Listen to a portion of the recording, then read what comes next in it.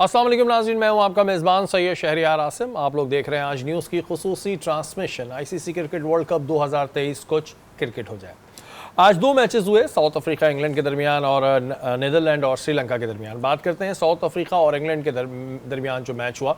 England ने toss जीतने के बाद साउथ अफ्रीका को पहले बैटिंग का मौका दिया। साउथ अफ्रीका ने 50 ओवर्स में 399 रन स्कोर किए और अनफॉर्चुनेटली जब इंग्लैंड की बैटिंग की बारी आई तो 22 ओवर में 170 रन पे उनकी और टीम आउट हो गई।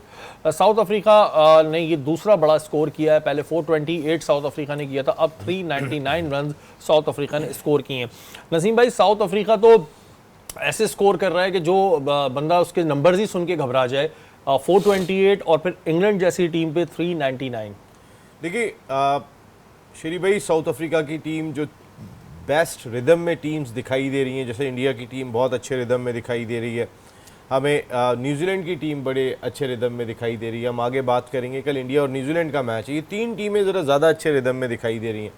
और 428 बनाने के बाद आज उन्होंने 399 रन स्कोर किए, वो उनका माइंडसेट बता रहा है। देखिए, इस वक्त हर आदमी, हर एक्सपर्ट ये बात कहता हुआ दिखाई दे रहा है कि अगर आप सेट हो गए, आपने इंडिया की उन बैटिंग ट्रैक्स पे, मैं स्पेसिफिक चेन्नई की बात नहीं कर रहा हूँ, लेकिन जो अगर बैटिंग ट्रैक के ऊपर अगर आप सेट हो गए तो आपने बॉल्स कम करनी है, रन ज़्यादा करने हैं, तो आपका स्ट्राइक रेट बढ़ता चला जाना चाहिए। और ये आज हमने क्लासन को देखा, आज जो क्लासन ने क्लासी इनिंग खेली, अगर जो उनकी बारी थी वो बहुत ही लाजवाब थी। 67 बॉल्स पे उन्होंने 109 रन स्कोर किए। देखिए, आपका स्ट्राइक रेट बढ़ना चाहिए, आपका स्ट्राइक रेट आगे जाना चाहिए। जो बहुत ही इंपॉर्टेंट दिखाई देता है वही स्ट्राइक रेट फ़र्क देखता है। और जब अब उनकी हिटिंग हो रही थी तो जो सामने बैटर होता है, जब आप बहादुरी से खेल रहे होते हैं, सामने बैटर को भी बहादुरी आ जाती है। बिल्कुल। और मार्क जेनिसन उनके फास्ट बॉलर हैं, लेफ्ट आर्म फास्ट बॉलर हैं। आज उन्होंने भी जो बारी ली है वो 75 ऑन 42 बॉल्स और 2 आउट भी किए उन्होंने 35 रन देने के बाद। तो आप ऑटोमेटिकली जो है वो, अगर सामने कोई बहादुर खेल रहा होता है ना, तो दूसरा बैट्समैन भी बहादुर रहता है। इनकी पार्टनरशिप बहुत इंपॉर्टेंट थी, जो 76 बॉल्स में 151 रन की थी, वो मैच को 399 रन तक ले गई। वो एक सबसे बड़ा फ़र्क इस, मैं सिर्फ माइंडसेट की बात कर रहा हूँ। हम जो बार बार बात कर रहे हैं माइंडसेट की, आप ये माइंडसेट दिखाई दे रहा है। सेंचुरियाँ, एक सेंचुरी हमें इस मैच में दी। नसीम भाई, इंग्लैंड वर्ल्ड चैंपियन टीम और 170 पे ऑल आउट हो गई। इंग्लैंड को क्या हो गया? ये तो मतलब ज़ाहिर है वर्ल्ड कप के टाइटल भी जीती हुई टीम है। इंग्लैंड की टीम में कहाँ वीकनेस देख रहे हैं आप? ऐसी परफॉर्मेंस उनसे एक्सपेक्ट नहीं कर रहे थे। ज़ाहिर है जो वहाँ के ऑडियंस होगी, जो वहाँ का क्राउड होगा, वो भी बड़ा शौक में होगा। जैसे हमें झटके लगते हैं, ऐसे वहाँ भी लग रहे हैं, बहुत सारी जगहों पर झटके लग रहे हैं अभी। नहीं, वाकई में हम तो अपने बारे में रो रहे हैं कि हम हार रहे हैं 62 रन से, इतना बड़ा 22 ओवर में आउट हो गए। वो तो 229 रन से हार रहे हैं। आज इंग्लैंड को अपने ओडीआई की सबसे बड़ी शिकस्त का सामना करना पड़ा। एक तारीख रकम हुई जब वो 229 रन से मैच हार गए। और ये वो टीम थी डिफेंडिंग चैंपियन के अलावा शरीफ भाई के, जो जहाँ जा रही थी इनकी बेसबॉल क्रिकेट, वो सारी दुनिया में मकबूल हुई हुई थी। ये जाते थे 400 रन स्कोर करना है, ब्रोक आ रहे हैं तो वो मार रहे हैं। हर बैटर इनका जो है उसका एक अंदाज़ चेंज हो गया था। ब्रेंडन मैकेलम जब से उनके कोच आए थे तो एक मशहूर हो गई थी बेसबॉल। फिर हमने पाक बॉल भी निकालने की कोशिश की थी, वो खैर आगे डिस्कस करेंगे। लेकिन वो बेसबॉल हमने पाकिस्तान में इन्हें खेलते हुए देखा। इन्होंने जो हमारे खिलाफ सीरीज़ खेली थी उसमें आप सोचें कि इनके कैप्टन बाहर बैठे हुए थे, बटलर, वो सीरीज़ ही नहीं खेले। वो अनफिट आए थे, उन्होंने जब फिट हो गए थे तो भी नहीं खेले, क्योंकि ब्रोक इतने रन कर रहे थे, बाकी बैटर्स इतने रन कर रहे थे, इंग्लैंड के कई की प्लेयर्स नहीं थे। इसके बावजूद भी उन्होंने हमें आउट क्लास किया, अपने अंदाज से आउट क्लास किया था। लेकिन आज इंग्लैंड का अंदाज दिखाई नहीं दे रहा। आज बेन स्टोक्स भी वापस आ गए थे, वो भी आके खेले। इनका जो एक, अगर लास्ट वर्ल्ड कप ये जीते थे 2019 में, तो बेन स्टोक्स का बहुत बड़ा रोल था, वो जो लास्ट इनिंग उनकी थी। तो बेन स्टोक्स के आने के बाद भी टीम में कोई फ़र्क नहीं आया, बल्कि मार्जिन शिकस्त का बढ़ गया। तो इंग्लैंड की शिकस्त के बाद बहुत मुश्किल दिखाई दे रहे थे कि पाकिस्तान जब इंडिया से बड़े मार्जिन से हारा था तो हम यही बात कर रहे थे कि टीम का उठना मुश्किल होता है। अब इंग्लिश टीम किस अंदाज से कैरेक्टर शो करती है, बहुत मुश्किल हुआ है आज। इनका मोरल भी बहुत डाउन हुआ। बिल्कुल मोरल भी डाउन हुआ, और ज़ाहिर है जो वहाँ की ऑडियंस है, क्योंकि वर्ल्ड चैंपियन टीम है, अच्छी परफॉर्मेंस इनकी देखने में आती रहती है, और इस इतने बड़े मार्जिन से हारना तो डेफिनेटली वहाँ पर भी बहुत सवाल उठ रहे होंगे।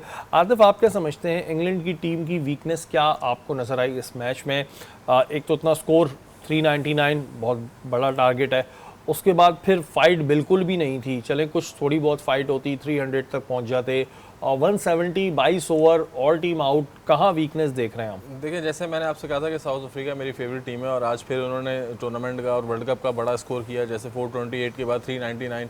जब इतना बड़ा स्कोर एक टीम पर हो जाता है, ऑलरेडी इंग्लैंड जो है वो 3 मैच हारी हुई थी, और वो थोड़ा अपसेट चल रहा है उनकी इंग्लैंड की टीम के हवाले से। थोड़ी बैटिंग लाइन थोड़ा नहीं सी कर रही सर्वाइव, उनकी बॉलिंग भी थोड़ी सपोर्ट नहीं हो रही, तभी उनके जो 450 425 रन हो रहे हैं उन पर। तो ये एक बड़ी टीम की निशानी है अफ्रीका की, जिन्होंने वन साइडेड इनको इंग्लैंड को मेरे ख्याल से उन्होंने 229 रन, ये इनफ होती है कि बहुत बड़ी विक्ट्री है उनकी जिससे वो जीते हैं। तो मैं ये समझता हूँ कि अब देखें, अब 4 मैच तो इंग्लैंड के हो गए हैं, अब जिस तरह इंग्लैंड डाउन होती चली जा रही है 4 मैचों में, और लास्ट ईयर की चैम्पियन टीम है, तो ये देखें क्रिकेट ऐसे ही करती है, कभी हंसाती है और कभी रुलाती है। अच्छा, बहरहाल हमारे यहाँ तो मजाक बहुत बन जाता है नसीम भाई। हमारे शायकीन कह रहे हैं कि इंग्लैंड को फॉर्म में हम ले आएंगे, जैसे ऑस्ट्रेलिया को ले आए, वार्नर कहीं नहीं चल रहे थे, हमारे पास आगे चल गए। तो शायकीन क्रिकेट, एक तो ये हमारे यहाँ शायकीन क्रिकेट ना, ये सोशल मीडिया पे बड़ी इस तरह की चीज़ें बनाते हैं।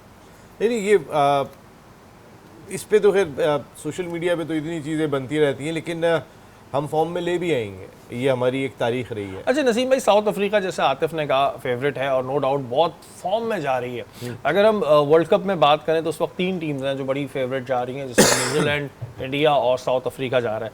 लेकिन फिर वही बात ये हम पहले भी कर चुके हैं कि लक इनका साथ नहीं देती है। साउथ अफ्रीका का सेमीफाइनल तक पहुंच जाएंगे, शोकर्स सेमीफाइनल तक पहुंच जाएंगे, फिर हार जाएंगे।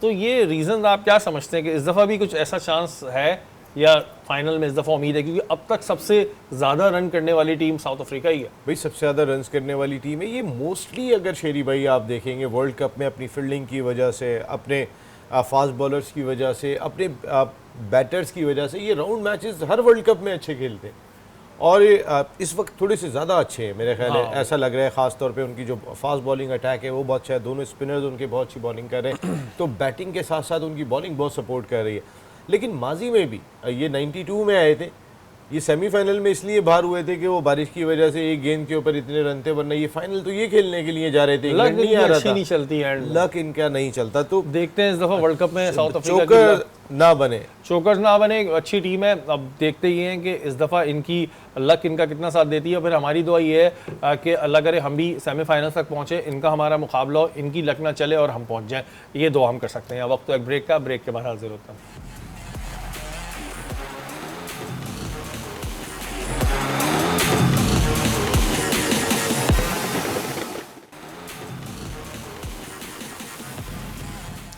वेलकम बैक नाजरीन, आप लोग देख रहे हैं आज न्यूज़ की खुसूसी ट्रांसमिशन क्रिकेट हो जाए। ये पहले भी हो चुका है, और ये हमने कल के मैच में भी देखा कि जब पाकिस्तान टीम मैच हारती है तो उसके बाद जो कैप्टन है वो प्रेस कॉन्फ्रेंस नहीं करते। कल का मैच हारने के बाद भी अब्दुल्ला शफीक से प्रेस कॉन्फ्रेंस करवाई गई। उन्होंने प्रेस कॉन्फ्रेंस में क्या कहा, पहले वो देखते हैं। जी, ये थे अब्दुल्ला शफीक। नसीम भाई, एक तो ये समझ नहीं आ रहा कि एज अ कैप्टन क्यों छुप जाते हैं प्रेस कॉन्फ्रेंस करने से, क्योंकि ये तो एक फिर डरे हुए कैप्टन की निशानी हो जाती है। ये वही मिसाल मुझे याद आ गई कि शॉट आप मारते थे और घर में जब किसी के बॉल जाती है तो किसी और बच्चे को भेजते हैं कि जाओ बॉल ले आओ। अब्दुल्ला शफीक भी कुछ अजीब व गरीब बातें कर रहे हैं कि एफर्ट हमने बहुत अच्छी की, बॉलिंग भी हमने अच्छी की, बैटिंग भी हमने अच्छी की, फिनिश हम सही नहीं कर पाए, और कैचेस जो है वो मैच को चेंज करते हैं। कुछ अजीब ही प्रेस कॉन्फ्रेंस हुई है। बस वो जिस तरह पाकिस्तान टीम की कारकर्दगी में मिला जुला रद्द-ए-अमल दिखाई दिया। अगर लास्ट आप देखेंगे मैच हमने खेला कि जो हमें करना चाहिए था उसमें थोड़ा सा हम फिर भी लेट थे। अगर मैंने एक बड़ी एग्जांपल हमारे सामने कि इंडिया के बेंगलोर में मैच हो रहा, सईद अनवर, आमिर सुहेल 10 ओवर में 100 कर रहे हैं, हम 16-17 ओवर में 100 कर रहे हैं। वो उस वक्त 280 270 कुछ चेस कर रहे थे, हम 370 चेस कर रहे थे, उसके बावजूद हम 6 ओवर लेट थे। ऐसा नहीं है हमारे ही प्लेयर्स ने इंडिया में जाके परफॉर्म नहीं किया हो, तो हम ऐसा कर चुके हैं। अब अब्दुल्ला शफीक की बातें ज़ाहिर है वो क्या करेंगे, आके आना चाहिए। अब्दुल्ला शफीक का बनता नहीं था कि आप जाके प्रेस कॉन्फ्रेंस कर लें। जी बिल्कुल सही बात है। आप ऑफ डे के अंदर जो है वो अब्दुल्ला शफीक को भेज रहे हैं बात करने के लिए, यहाँ पर क्यों नहीं है मिकी आर्थर? डायरेक्टर क्रिकेट यहाँ क्यों नहीं आए हेड कोच ब्रैड बर्न? अगर बाबर आजम नहीं भी आए तो एटलीस्ट हेड कोच या डायरेक्टर क्रिकेट बनते कि आप आए आके रिप्लाई करें, या फिर कभी। लेकिन नसीम भाई, बहुत से लोग जो ये बात कह रहे हैं कि बाबर एक डरे हुए कैप्टन की तरह परफॉर्म कर रहे हैं, तो ये तो प्रेस कॉन्फ्रेंस में ना आना भी एक डरने वाली बात है ना। आप क्यों फेस नहीं कर रहे? आप एज ए कैप्टन है टीम के, आप पे रिस्पॉन्सिबिलिटी है। अब आपने अच्छा खेला है, बुरा खेला है, जवाब देना तो आपका बनता है। आपको एक बात बताऊं आज शेरी भाई, बाबर आजम बहुत मुश्किल में, कई हवालों से बहुत मुश्किल में। बाबर आजम अब इससे निकलेंगे कैसे? बाबर आजम ही वो थे कि जो ग्रुप था और ये ग्रुप कैरी कर रहे थे, बाबर आजम के साथ थे।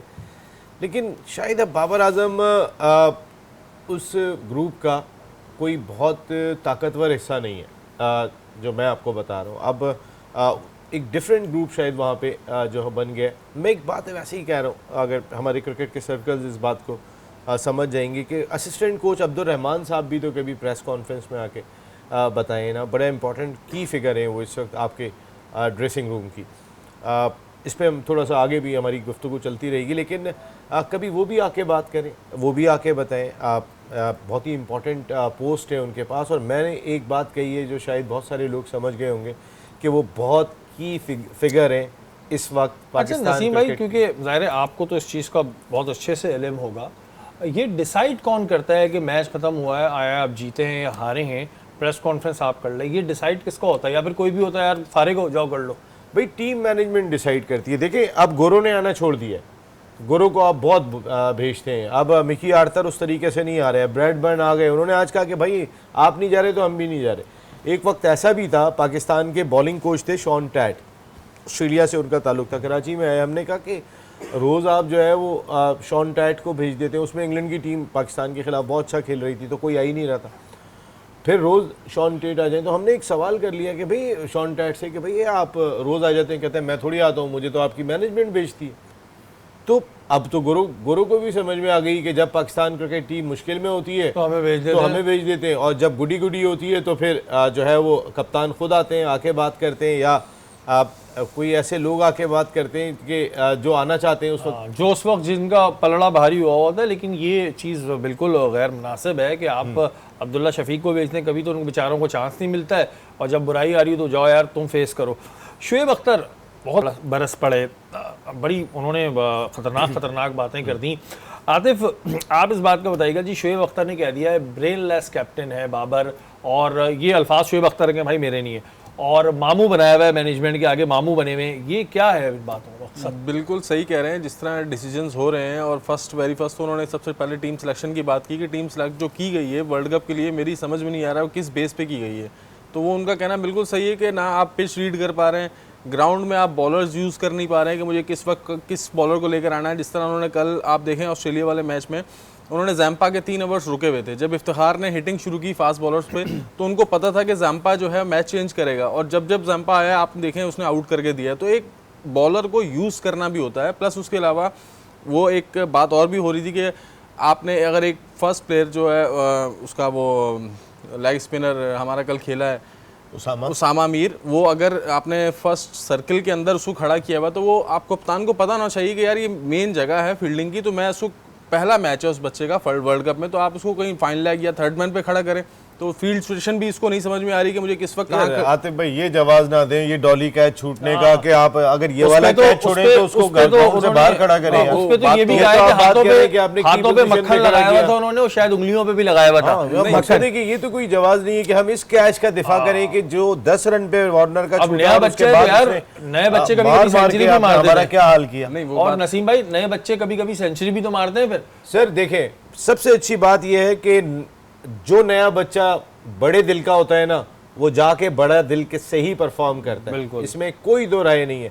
उसको खिलाया भी तो नहीं जा रहा था ना पिछले 4-5 मैच नहीं खिलाया जा रहा था, वो अब वो डिस्टर्ब था कि शायद मैं खेलूं या नहीं, अचानक से वो सरप्राइज हुआ कि मुझे आज का मैच भी खिला दिया। देखिए बाबर आजम के जो अपने फैसले हैं ना, वो शादाब को वाइस कैप्टन बना के यहाँ से लेकर गए थे, वो बहुत ज़्यादा कॉस्ट कर रहे हैं। आप बिल्कुल ठीक कह रहे हैं कि पहले उसामा को खिला लेना चाहिए था, जिस तरह की परफॉर्मेंस थी। आपके पास 2 प्रैक्टिस लेकिन मैचेस आपको थे। जब मौका मिला, आप अगर इस तरह का कैच ड्रॉप करेंगे, आपको कितना भी प्रेशर हो, मकसद है कि कोई बहुत नसीम ऊपर भाई, भी नहीं मुझे गया अच्छी तरह याद है 2015 का वर्ल्ड कप था और बात हो रही थी सरफराज धोखा नहीं देगा, सरफराज धोखा नहीं देगा।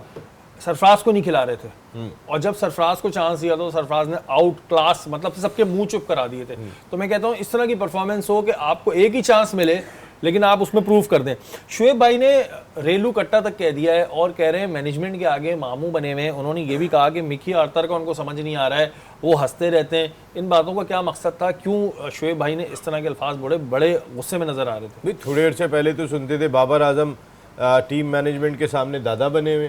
दादा से मेरी मुराद है, दादा बड़ा उम्र वाली बात कर रहा हूँ मैं, क्योंकि आप मामू की बात कर रहे थे। तो आप मामू बने हुए, तो अगर आप बहुत बड़े बन गए थे, बहुत ज़्यादा फैसले, और इसमें हमारे क्रिकेट बोर्ड के कई चेयरमैन का बहुत मैं कह रहा हूँ ना, एक बहुत ही गलत रोल रहा। ऐसा रोल रहा कि जिसने पाकिस्तान क्रिकेट को नुकसान पहुँचाया।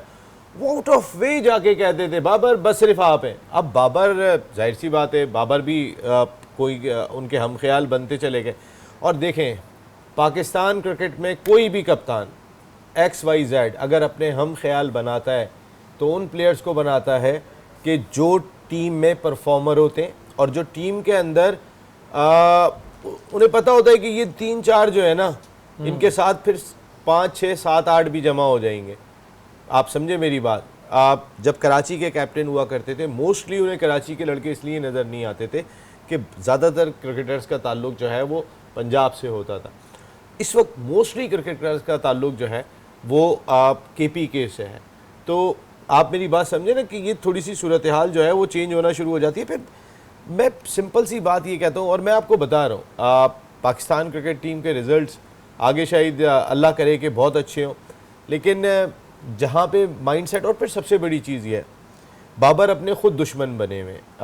बाबर को ग्राउंड में तो रन करने, आप खुद रन नहीं करेंगे तो सबसे पहले तो क्रिटिसाइज आप ही पे होगा। बिल्कुल। फिर उसके बाद आप कैप्टन भी जो है वो बिल्कुल ही एक वाजबी से दिखाई देंगे। हाँ, बाबर आजम अगर 130 रन करके आते ना तो उनकी कैप्टनशिप पे बात करते हुए भी आदमी सोचेगा कि बाबर अभी इतने रन करके आ रहे हैं, कैप्टनशिप में भी थोड़ा 19-20 होगा, सही कर लेगा।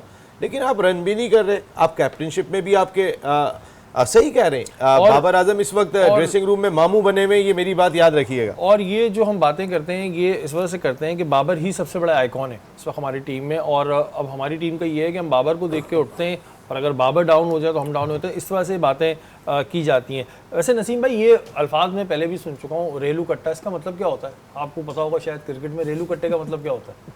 क्या आतिफ आपको पता है किसी को? रेलू कट्टे का आप यूं कह सकते हैं कि बिल्कुल ही फारिग है। अच्छा। मेंटली बिल्कुल ही फारिग है। मुझे इतने पता नहीं था, तो मैंने कहा पूछ लूँ। ये मैंने पहले भी एक दफ़ा सुना था, एक किसी ने कहा था, वो भी साबिका कैप्टन थे, उन्होंने कहा था कि जी रेलू कट्टा टीम भेज दी। इस वजह से रेलू कट्टे का मतलब होता है बिल्कुल ही फारिग। यहाँ वक्त तो एक ब्रेक का, ब्रेक के बाद हाजिर होता है।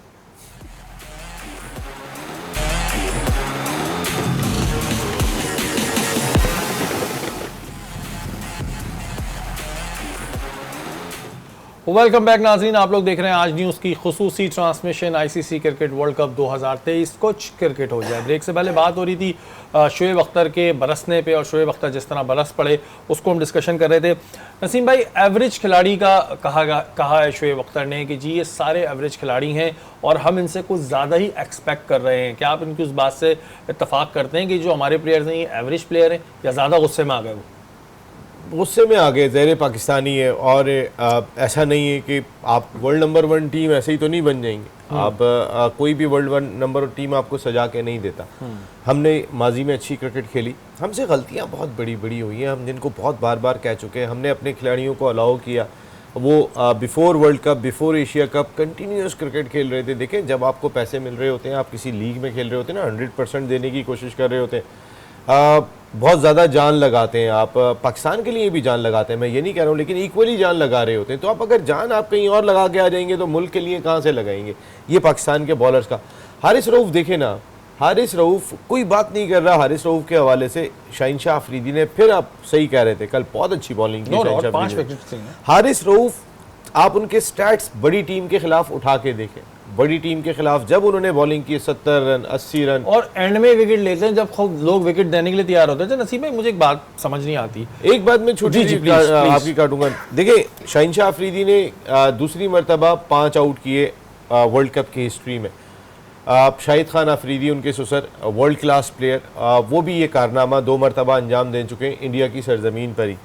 लेकिन जो बॉडी लैंग्वेज का फ़र्क है ना दोनों में, जो शाहिद खान अफरीदी खड़े होते थे ना, पाकिस्तान नज़र आता था। एक बॉडी लैंग्वेज बताती थी। इस चीज़ को लर्न करना होगा। शाहीन ने बहुत इम्प्रूव किया है, लेकिन वो थोड़े सादे से शख्सियत के मालिक हैं। शाहिद खान अफरीदी माशाल्लाह समझते हैं दुनिया को। लेकिन नसीम भाई बहुत से लोग ये भी कहते हैं कि शाहिद अफरीदी की वजह से कई मैच हारे भी हैं हम, कि उन्होंने जो हिटिंग के चक्कर में अपनी कई मैच उनकी वजह से हारे भी हैं। अच्छा, दूसरी बात जो एक अहम सवाल है वो ये है कि हमारे यहाँ हम जो बहुत से ऐसे प्लेयर्स को देखते हैं, तज़किया करते हैं, चाहे रमीज़ राजा हो जाएं, चाहे शुएब अख्तर हो जाएं और बड़े हो जाएं, क्रिटिसाइज़ करते नज़र आते हैं। लेकिन अगर हम माजी में जाते हैं, बचपन में हमने भी बहुत क्रिकेट देखी है, तो ये गलतियाँ तो उन्होंने भी की हैं। फिर अगर वो गलतियां ना करते तो इस तरह तो हम सारे वर्ल्ड कप जीते हुए होते। तो फिर किस लिहाज से वो क्रिटिसाइज कर रहे होते हैं और कहते हैं जी कैचेस जो है कैचेस ड्रॉप करने की वजह से होता है। Pakistan main matches he catches drop करने की वजह से माजी से हारता आ रहा है। नहीं, ये बिल्कुल आप सही बात कह रहे हैं, लेकिन मैं थोड़ा सा शाहिद खान अफरीदी का बताऊंगा। देखिए शाहिद खान अफरीदी खुद भी कहते हैं मैं इतना बड़ा क्रिकेटर नहीं था जितनी मैं क्रिकेट खेल गया। कैसे खेल गए? अपनी इंटेंट से खेल गए, अपने फेयरलेस स्टाइल से खेल गए। क्योंकि जिस दिन शाहिद खान अफरीदी परफॉर्म करते थे उस दिन किसी दूसरे को परफॉर्म करने की ज़रूरत नहीं पड़ती थी। वो 4 आउट करते थे, 60-70 रन करते थे और वो मैच को बिल्कुल वन साइडेड कर देते जिस जगह पे वो चलते थे। लेकिन लोग ये मतलब लोग क्या हम भी देखते थे कि अनप्रेडिक्टेबल होते थे। बिल्कुल, या तो आपकी टीम क्या है, या तो चांद तक या तो शाम तक। आपकी टीम का टैग भी यही है, अनप्रेडिक्टेबल। देखिए वो बहादुर जरूर थे। हम जिस चीज़ को मिस कर रहे हैं, जिस एलिमेंट को मिस कर रहे हैं, जो मैंने आपको बात कहा ना कि ग्राउंड में एक बॉडी लैंग्वेज वसीम अकरम की, इस दौर के प्लेयर्स की आप ज़रा देखें। अगर आज शुएब अख्तर ज़्यादा क्रिटिसाइज़ करते हुए दिखाई दे रहे हैं तो इसकी वजह ये कि ऐसा लग रहा है कि ये बात थोड़ी सी हो जाएगी, लेकिन एक बर्गर बच्चे आज की टीम दिखाई दे रही है और वो ऐसा लगता है पीले स्कूल से पढ़ के आ रहे हैं। बिल्कुल, क्या उनका एग्रेशन हुआ करता था ग्राउंड के अंदर, क्या अंदाज। वो भी हारे, मैं ये नहीं कह रहा हूँ वो नहीं हारे, लेकिन इस तरीके से जो बॉडी लैंग्वेज दिखाई दे रही है वो दिखाई नहीं दे रही। अगर पाकिस्तान क्रिकेट के कप्तानों की आप हिस्ट्री उठा के देखते हैं जो वर्ल्ड कप के अंदर लीड करके आ रहे हैं, 1992 में कासिम के अब्बा ने टूर्नामेंट जिताया, उससे पहले 2 सेमीफाइनल उनके दौर में खेले, 83 में भी 87 में भी। वसीम अकरम के दौर में पाकिस्तान क्रिकेट टीम फाइनल खेली। शाहिद खान अफरीदी के दौर में पाकिस्तान क्रिकेट टीम सेमीफाइनल खेली। मैं आपको बता रहा हूँ कि जो एक बॉडी लैंग्वेज, वकार के दौर में पहले राउंड से बाहर पहली बात अभी ये हो रही है, बात ये भी हो रही, अभी आप कर रहे थे कि जो हमारा इस वक्त का ड्रेसिंग रूम का माहौल है और पॉलिटिक्स के हवाले से बात हो रही है कि जी एक ग्रुप बंदियाँ हो रही हैं। ये तो हम माजी में से भी देखते आ रहे हैं, माजी में भी यही सब चीज़ें होती थी, अब भी यही सब चीज़ें हो रही हैं। आपने खुद बताया था कि जी बाकायदा हलफ तक उठें, तो ये क्या है? ये तो एक अज़ल से अबद तक वाली बात हो गई। और वही लोग बैठ के अब ये तज्जिया करते हैं कि जी ये पॉलिटिक्स कर रहा है, ये पॉलिटिक्स नहीं कर रहा, जबकि खुद उन्होंने यही काम किए। उसके बाद मैं किसी का नाम नहीं लाऊंगा, लेकिन वो जो तज्जिया कर रहा है वो माजी में यही हरकतें तो करके आया है। हर वर्ल्ड कप के बाद जो है ना ग्रुप टूट जाता है। ये आपको बड़ी पते की बात कह रहा हूँ। आपको याद होगा इंडिया से मैच जब हो रहा था, मैंने कहा कि शरीफ भाई अल्लाह ना करे कि हम 1-2 मैच हार ना जाएं, 2-3 अगर मैचों में हमें शिकस्त का सामना करना पड़ेगा तो आपको सूरत हाल और खुल के सामने आ जाएगी। ऐसी सूरत हाल बनना शुरू हो गई है। देखें, मेरी इतलात के मुताबिक बाबर आजम बहुत सारे ऐसे प्लेयर्स को भी लेकर गए वहाँ पे। मैंने कहा ना कि चंद लोग मिलकर टीम बनाते थे, तो उसमें शायद बाबर आजम का अकेले फ़ैसला नहीं था, उसमें और भी लोगों का फ़ैसला था। लेकिन आहिस्ता आहिस्ता जब एक कप्तान बन जाता है ना, ये हमारी, मैं तो ये समझता हूँ कि जो मैंने आज तक जो 30 साल क्रिकेट कवर की, ये हमारी एक शायद फितरत है कि हम किसी को लीडर बहुत ज़्यादा देर बर्दाश्त कर नहीं सकते। एटलीस्ट पाकिस्तान क्रिकेट के ड्रेसिंग रूम की, या वसीम अकरम के ख़िलाफ़ भी जो है वो बगावत हो चुकी है, या जावेद मियादाद के ख़िलाफ़ भी बगावत हो चुकी है, या यूनुस खान के ख़िलाफ़ भी बगावत हो चुकी है। मैं एक लाइन बताऊंगा, बाकी अंदर ही अंदर तो बहुत होती रही है, ऐसा नहीं है कि अंदर अंदर सूरत हाल नहीं रही। हम बहुत दिन तक ना एटीट्यूड एकदम से लगता है कि कप्तान, आपका कप्तान बनाया गया, अगर वो ये आपको कह देता है कि भाई आप अपनी रुके, अभी मैं बात बताता हूँ, मुझे वो बुरा लग जाएगा। मैं भी इक्वली बराबर का खिलाड़ी हूँ। एक्चुअल वर्ड यूज होता है खलीफा बन गए, खलीफा सभी हमारे क्रिकेट में ज़बान ये देखिए पाकिस्तान क्रिकेट टीम का ड्रेसिंग रूम बाकी ड्रेसिंग रूम से बहुत मुख्तलिफ है। आपने खलीफा वाली बात की, एक फीलिंग आ जाती है। अभी एक T20 मैच खेल ले आपका क्रिकेटर, T20 मैच के बाद और उस से पहले और उसके बाद का फ़र्क देखें, वो कहते हैं ना पहले और बाद में, तो वो आप फ़र्क देख लेंगे, आप देख के हैरान रह जाएंगे। वो चाल बदल जाती है, एटीट्यूड बदल जाता है। आतिफ भाई एक मैच खेल गए होते तो हमारे साथ थोड़ी बैठे होते आतिफ भाई, क्योंकि मैंने एक मैच खेलने वाले को भी देखा, नहीं खेला तो बिल्कुल मुख्तलिफ है, अगर वो टीम से बाहर है तो बिल्कुल मुख्तलिफ है, टीम में आ गया तो फ़ोन उठा ले तो बड़ी बात है। अच्छा, ये चीज़ तो वैसे और जगहों पे भी होती है, वो कहते हैं जब तक कुर्सी है तब तक पावर है। हमने बड़े बड़े लोगों के साथ काम किया है, जब वो अपनी सीट पर होते हैं तो फ़ोन नहीं उठाते, बाद में हमें मिस कॉलें मार रहे होते हैं। ये चीज़ तो बारह की ज़िंदगी का हिस्सा है। लेकिन मैं बहुत सारे ऐसे सीनियर प्लेयर्स को देखता हूँ तो तज़िये कर रहे होते हैं, बात कर रहे होते हैं, ये फलाना कर रहा हो, ढिमकाना कर रहा है, माजी में उनके जाओ तो सब वही काम करके आए होते हैं। बहरहाल कल एक बड़ा मैच है इंडिया और न्यूजीलैंड के दरमियान। दोनों टीमों ने अब तक 4-4 मैचेस खेले और दोनों टीमें अब तक एक मैच भी नहीं हारी है। आतिफ, कौन फेवरेट है, कौन जा रहा है कल हारने और कौन जा रहा है जीतने, क्योंकि दोनों ने अब तक कोई मैच नहीं हारा है। देखिए कल एक अपसेट होने जा रहा है। इंडिया जो है कल मेरे हिसाब से पहला मैच कल हार रहा है और न्यूजीलैंड इंशाल्लाह कल मैच जीतेगा। अपसेट नहीं है, अपसेट तो नहीं होगा, लेकिन upset का लफ्ज़ नहीं हो हॉट सकता। फेवरेट है ना इंडिया इंडिया भी। नहीं sir, hot favourite south Africa भी है, हॉट फेवरेट न्यूजीलैंड भी है, तीनों टीमें। अगर देखें आप, देखिए अपसेट का लफ्ज आतिफ भाई वहां पे यूज होगा कि अगर नेदरलैंड की टीम हराने में कामयाब हो जाती है, ये तो बराबर की टीम है, इट्स नॉट अपसेट। इसमें थोड़ा सा इसमें यह है कि आपका वो लफ्ज सही था कि इसमें मुझे थोड़ी सी न्यूजीलैंड फेवरेट लगती है, ये हम कह सकते हैं। लेकिन तो आतिफ आपने ये कंफर्म कर दिया कि इंडिया हारने वाला है, आतिफ ने कंफर्म कर दिया। नसीम भाई इंडिया, आप बताएं।